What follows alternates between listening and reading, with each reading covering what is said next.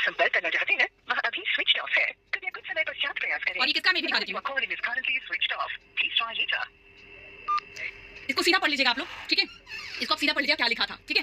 तो फिलहाल के लिए जब इंसान दुनिया में आता, दुनिया से जाता है, तो एक सर्टिफिकेट जारी किया जाता है जो सीएमओ ऑफिस और ग्राम पंचायत अधिकारी द्वारा किया जाता है, जहाँ पे मुहर लगाई जाती है। अगर डीएम सर्टिफिकेट की बात करें तो डीएम सर्टिफिकेट वो साक्ष्य होते हैं जिसमें ये चीज़ें शामिल होती हैं कि किसी की मृत्यु किस कारण हुई है। लेकिन यहाँ पर सूरज के डीएम सर्टिफिकेट में साफ लिखा था कि कोविड-19 वजह थी, लेकिन राजवीर के डीएम सर्टिफिकेट में लुलियानी कुछ भी नहीं था। और ये बात तो हजम होने वाली बिल्कुल नहीं है, क्योंकि राजवीर की नेचुरल डेथ तो हुई नहीं थी, अननेचुरल डेथ हुई थी। और डीएम सर्टिफिकेट में ये सारी चीज़ें शामिल होती हैं, क्योंकि पोस्टमार्टम होता है, एफआईआर होता है, और उसके बिना पे ये सारी चीज़ें जो है डीएम सर्टिफिकेट में इंक्लूड की जाती हैं। और इन सारी चीज़ों का जवाब अभी तक राजवीर के माता पिता ने नहीं दिया है, ना ही अंशु ने दिया है कि भाई डीएम सर्टिफिकेट में राजवीर की मौत की वजह क्यों नहीं थी। और यहाँ पर जब ग्राम पंचायत अधिकारी से बात करती हैं अलगा, तो उन्होंने इस बात को बोला कि भाई मृत्यु हुई थी, बस इस चीज़ को मैंने इंक्लूड किया है। तो ये कोई बात तो हुई नहीं। और ये चीज़ें सिर्फ इसलिए यहाँ पे की गई थी क्योंकि जो ग्राम पंचायत अधिकारी थी उनका काम था सिर्फ सिग्नेचर करना, और सारा कमांड उनके हस्बैंड संभालते थे। तो यहाँ पर भी पैसे का झोल हुआ है।